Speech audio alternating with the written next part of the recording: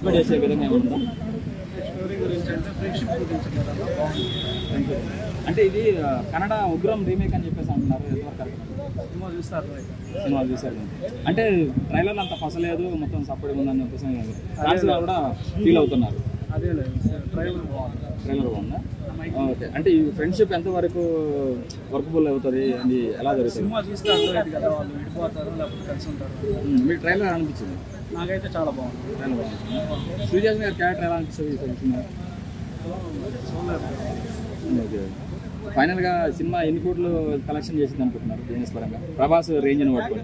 Prabhas range బట్టి అయితే ఎక్కువ అంటే ఎన్ని ఫర్ ఎగ్జాంపుల్ మనం ఎట్లా చెప్పగలం? అంటే బాహుబలి 1000 కోట్లు అట్లా చేసింది, ఇది ఎన్ని కోట్ల వరకు వెళ్ళొచ్చు? దాంట్లో ప్రశాంత్ నీల్ డైరెక్టర్ 1000 కోట్లు దాటింది. 1000 కోట్లు దాటిందా ఫైనల్గా?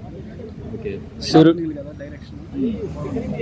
సూర్యుడి సాంగ్ వచ్చింది కదా భయ్య, బాగుందన్న సాంగ్. అది ఛత్రపతి లాగా అనిపిస్తుంది అంటున్నారు. ఛత్రపతిలో ఒక సాంగ్ ఉంది కదా, లిరిక్స్ బాగున్నాయి. బాగా అనిపించిందా? అంటే నేను ఉండకరా, నువ్వు పడుకొని ఉన్నా పక్కన అని చెప్పేసి డైలాగ్ వాడినది, అది ఎలా అనిపించింది? అంటే ఎప్పుడు సినిమాలో మొత్తం పక్కనే ఉంటాడా? అంటే డబుల్ యాక్షన్ అని చెప్పి తెలిసింది, ఒకళ్ళు సాలరా ఒకళ్ళు దేవా అని చెప్పేసి. ఇప్పుడు ప్రస్తుతానికి దేవా క్యారెక్టర్ కదా మనం చూపించింది, సల్లార్ది చూపించారు కదా, సల్లార్ది వస్తే అర్థమైంది.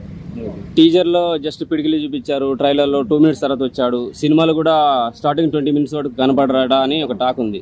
అంటే ముందు స్టోరీలోకి వెళ్ళాలిగా మనం, స్టోరీలోకి వెళ్తేనే కదా మిగతా మొత్తం రన్నింగ్. టీజర్ ట్రైలర్ అంటే ఒక సినిమా కూడా 20 minutes లేట్ తర్వాత వస్తున్నాడు అంటే ఇబ్బందే కదా కొద్దిగా. అవును, మరి కథ మొత్తం చూపించాలి కదా, చూపించకుండా మరి డైరెక్ట్ హీరోని చూపించమంటే అటు చూపిస్తారు. అట్లా ఆ 20 minutes ఎలా ఓపిక పట్టగలరు అభిమానులు? మరి ఫ్యాన్స్ కదా ఎవరైనా ఓపిక పడతారా? ఓకే. Okay, thank you.